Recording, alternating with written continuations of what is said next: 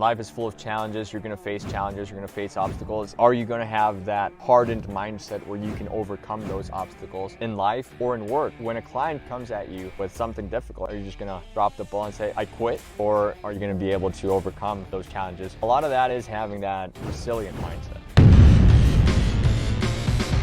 Hello everyone and welcome to the Boom OS podcast. I'm Kenley Schoolin and I manage Lucho's content here, and Lucho is the co-founder of the Boom OS, the Business Owner's Ownership Mindset Operating System. So he was sharing some of it with me and I find it really fascinating, so I thought it'd be a great approach to just go back and forth and ask some questions about how Boom works to help explain it to the rest of you. So Lucho, thanks for joining me. So to get started, could I ask you to explain briefly what exactly Boom OS is? Thanks, Kenley. And so Boom is, the business owner's ownership mindset. It's this system methodology that we developed within my company, Decentralization. It all started when I kind of realized if I wasn't the business owner, I would not want to work in my company. And I wanted to build a company where I would work even if I wasn't the owner. See, I've always wanted to have, I love freedom. I love freedom all around. I love freedom in everything in my life. I've always wanted to live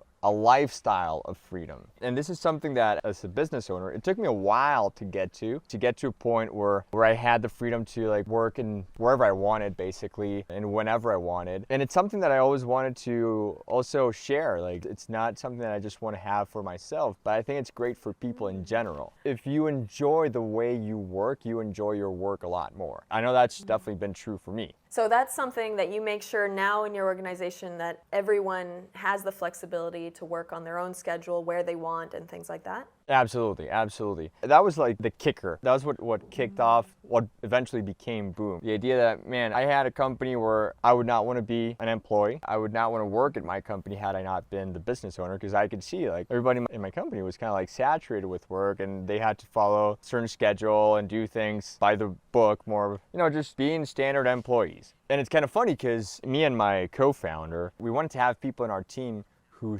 thought and acted like business owners and not just like employees. We wanted to have people who would take ownership of the accounts they handled, of problems when they arose, who would take ownership of situations. And it was really hard to find people like that. And it totally makes sense. If at the end of the day you're an employee, you're gonna get paid the same if you work 9 to 5, whether you do that or if you stay up until 2 a.m. trying to solve your client's problem. It's not gonna move the needle for you. You're only gonna be more tired with no benefit. So why would you do things like a business owner? It's not your business. As we were trying to figure out how we can get our team more aligned, to think and act more like business owners and to have that freedom, have the benefits that a business owner has, that was a whole process where we developed the Boom methodology. We laid out a core set of principles, and it's all evolving constantly. We laid out 10 principles, such as understanding free market economics, perseverance, looking at long-term relationships, the value of long-term relationships, stuff like that. We laid out 10 principles, 10 key principles that are crucial for someone to have that business owner's ownership mindset. And we looked at YouTube videos, talks, we read some selected readings, chapters from books and stuff like that with the whole team, and gave them exercises to get them to work on developing that mindset. Was that hard?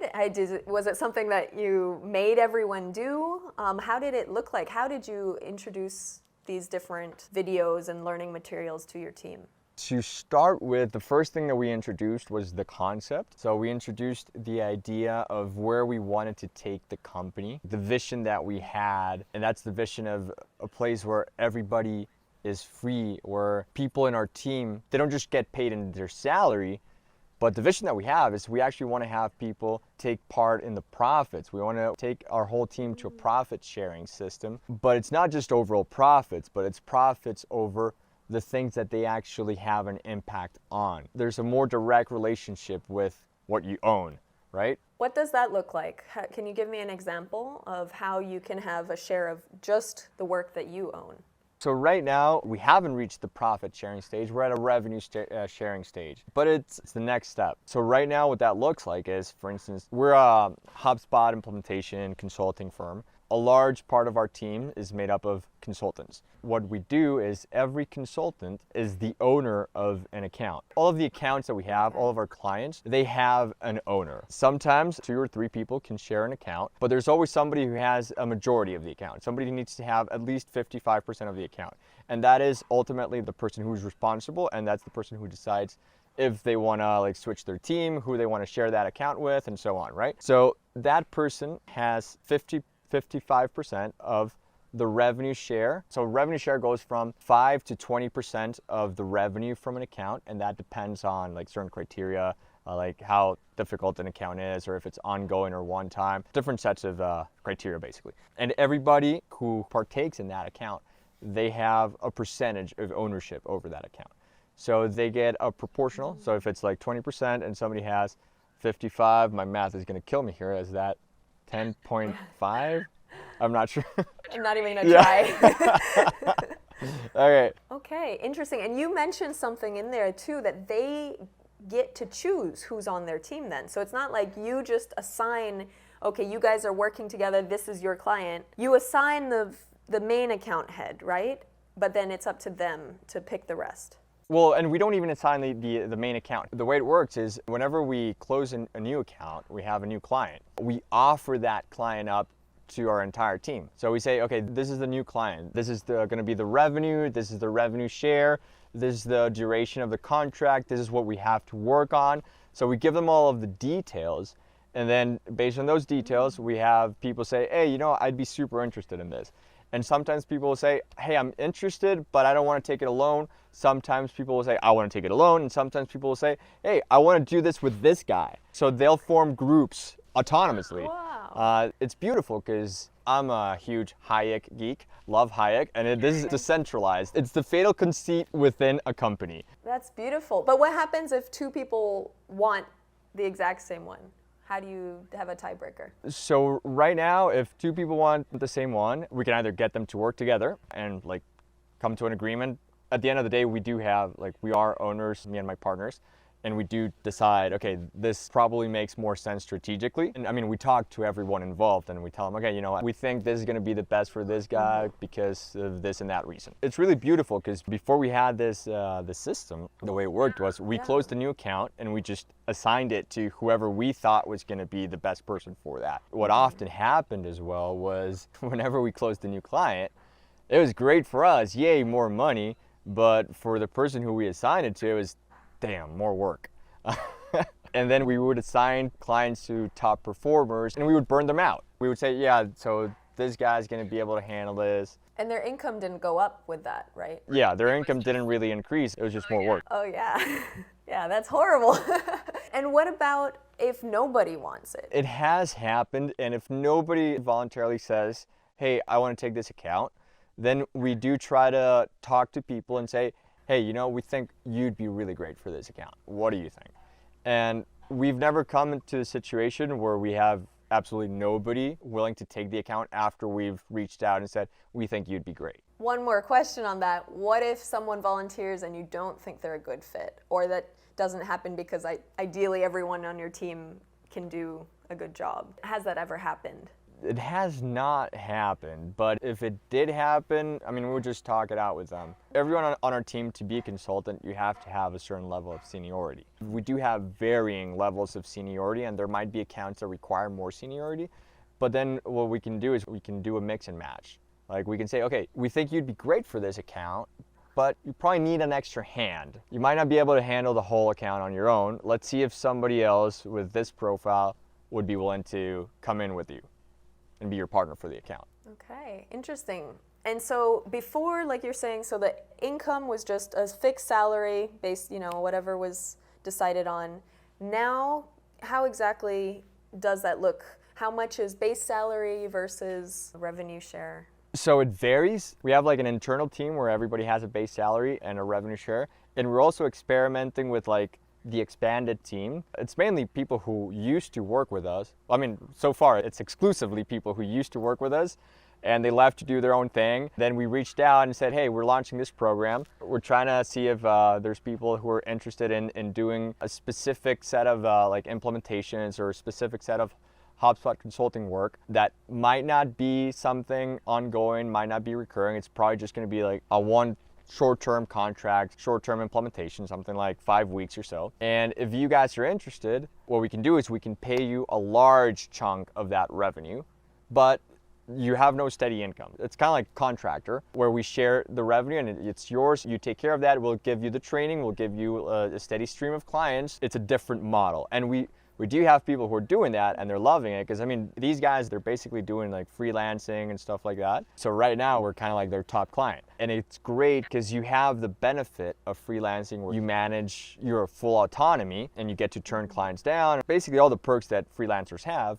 But then you also have the benefits of having trainings, being part of a team, having some quality assurance like to back you up and all that. That's also working out for them. So in that case, it's 70% of the revenue share. We share 70% of the revenue for those people right now. And I mean, this can vary depending on the contract, but that's the average. But yeah, they have no base salary. They just have a share of the revenue. In the case of our internal team, you can have people where revenue share makes up, we have people who are making like 60% of the income is just from revenue share.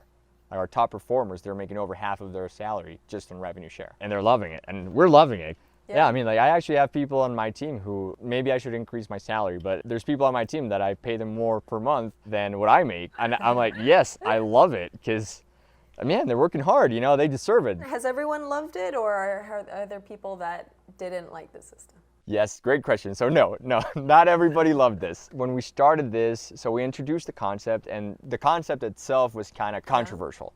A lot of people didn't like it. Even some people who are still on the team didn't like it. A lot of people left the team. And as we were doing the courses and the transition, like as we were changing our whole model, we were losing about one person every other week. Yeah, this went on for like 6 months. It was intense. Oh my God. Yeah, there was a lot of anxiety. We weren't sure if this was going to work out. Right from the beginning, we knew that this was going to push people out. But we figured, you know, this is what we want to do.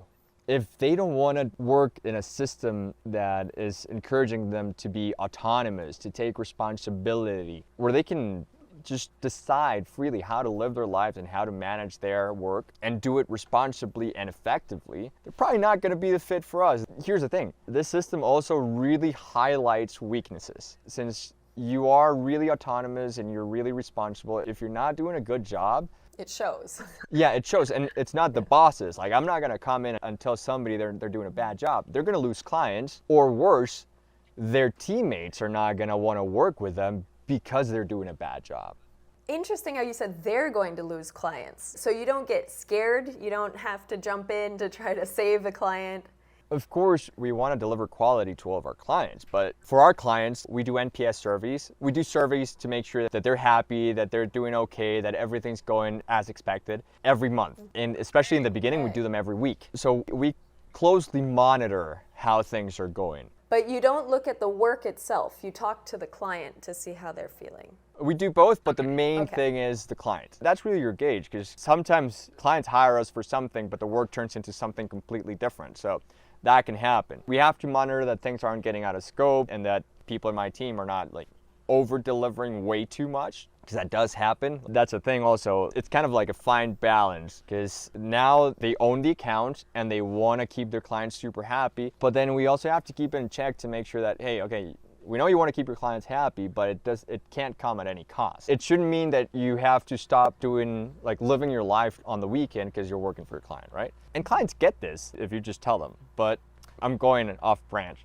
No, but that's very interesting. I mean, that's the dark side of having a business owner's mindset. That's the problem as entrepreneurs. Often we don't know how to put limits. We overwork ourselves. And so in a way, you're encouraging your team to work harder and take responsibility. And so you also have to help them, end that, put limits. So that's the thing. We're encouraging them to work harder, but mainly we're encouraging them to work smarter. We don't pay them by the hour. We always tell them, I mean, if you can achieve your client's goals, if you can keep your client happy while making them money, while helping them sell, while helping them do what they want to do, man, like, save as much time as you can and go live your life. Like, make more money, take more clients, go out and train, go out for a run. I don't know, just enjoy life as you want to enjoy it. We don't care. Like, we don't want to have you sitting down in your desk 24/7. We want to have you being super happy. So if you can optimize your workflow in a way that you can deliver something that we scoped 5 hours for, but you delivered it in 2, hey, teach us how. Like, I mean, that's awesome. Do they track all of that? Like, do you keep an eye on all of those things, like hours spent? It varies, but yeah, in a way, yes. The fine details and all that, we don't monitor it super closely. We do keep an eye on time tracking and scopes and all that, mainly to make sure that we're not going overboard. We have 2 different ways of selling them. So we do goals-based, and then we have hourly-based. So whenever we sell consultation hours or development hours, then of course those hours need to be tracked, right? Those need to be tracked super finely. If we're doing goals-based work, then we will track the hours, but it's because every goal has a maximum amount of hours. We do that so that we don't go overboard, that we don't burn our team, so that they're trying to reach X goal. Things can happen, like a client comes in for a call and they take things off rail, and then they want more hours, and then they ask for more stuff, and like you're trying to stick to an agenda, and the agenda just turned into something completely different. Man, I scoped 5 hours. I'm not gonna give you 10 if you wanted something different, you know? That works. Like, we talk to our clients and we explain this to them, and they understand, because I mean, they run a business as well. They know how it works. I mean, you have to make money. Yeah, that must change everything. The language, when you're dealing with business owners on your team and as clients, everyone speaks the same general language so you can understand each other. Exactly. And that was also a big part of this idea, because I mean, a lot of the work that we do is consulting, and it doesn't make a lot of sense for you to talking to someone who doesn't understand the frame of mind in which you're approaching things. Somebody who doesn't understand how to read a financial spreadsheet, you know? I'm gonna look at the bottom line, I'm gonna see that sales are happening and that I'm making money. And if the consultant that I have talking to a client who's looking at that, if they don't understand that concept that we need to make money, then how are they gonna properly advise them? They're looking at, oh, I need to make a social media calendar. Why? Why do you need to make a social media calendar? I mean, social media calendar might make sense for you, it might not. How is it gonna help you make a sale? That's true. So that makes them a better consultant as well. Not just, here's how you set it up in HubSpot, but they can even stop before, do you even need to set this up in HubSpot? Absolutely. That's the beauty of this. Everybody who stayed in our team now has that mindset where they understand the language that the people that they're advising, that they understand the language that they talk. Another one of the principles in the business owner's ownership mindset is financial literacy. So we went really in depth into financial literacy as well. Can you explain the boom mindset? What does that look like? You've mentioned that there's a couple things that you talk about. So what exactly, what does that look like? Right off the top of my head, let's see if I can remember. You don't have to remember that, but I mean, like, it's a course basically, right? It's a course on these 10 principles. And the way it works is we do, for every principle, it's a 1 or 2 week learning experience. There's, as I mentioned, videos, talks, readings, varied materials. There's homework. The homework is not like multiple choice stuff. It's more like sit down and think about how this principle has an impact in your life. Like, for instance, for free market economics, tell us about an experience in Digifiance where you've seen the opportunity cost of a situation play out. Things like that. Or like in your personal life, think of a situation where because of the opportunity cost that was present in that situation, then you decided not to go forward with that or took a different route, something like that.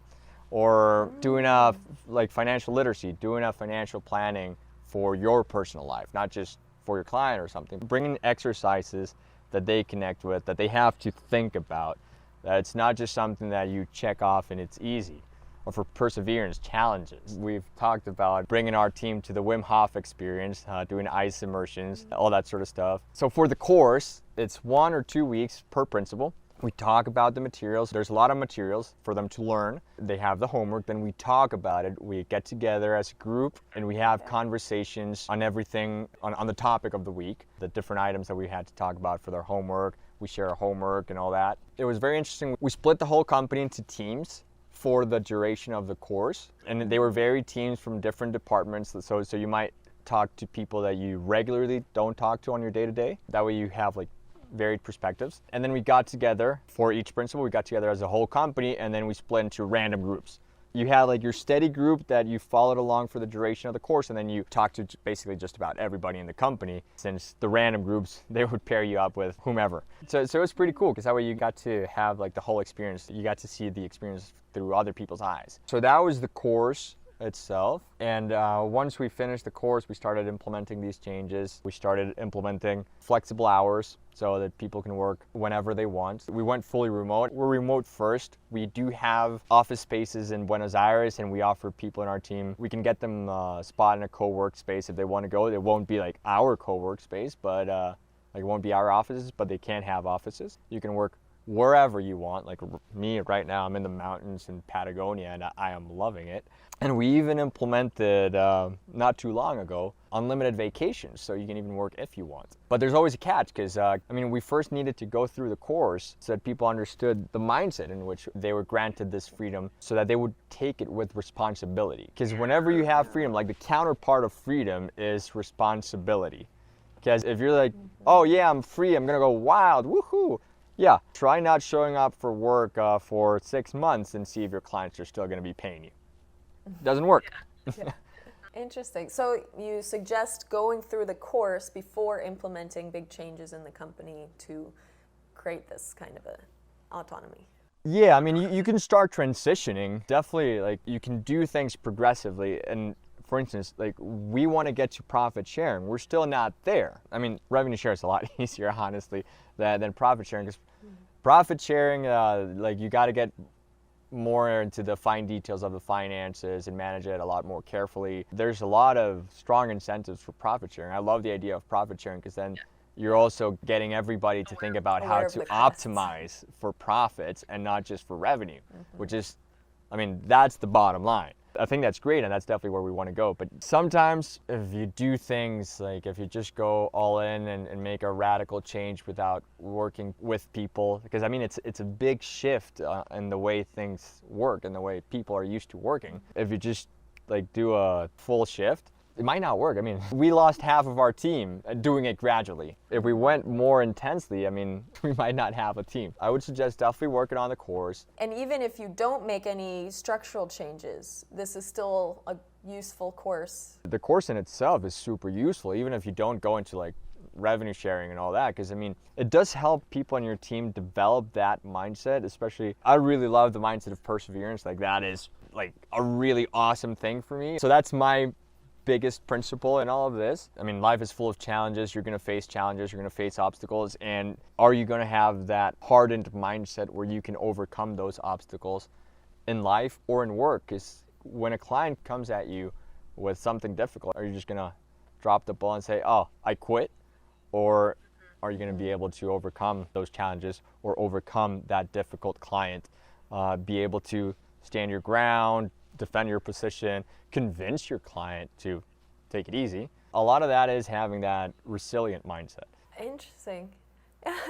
But that's fascinating. So it's useful if you're wanting to create a more free, decentralized company. It's useful for any business owner, really, to empower their team, get them more aligned with having a business owner's mindset. So thank you so much. That sounds fascinating. And we've talked about our plan for the next few episodes. We're going to go into more depth on each of the different principles so that you can share how they've impacted your team and prepared them to have a better business owner's mindset, and how other business owners can benefit from it as well. So thank you very much for joining and getting us started to understand the Boom OS methodology. And yeah, thank you for your time. Love it. All right. Thank you, Kenley.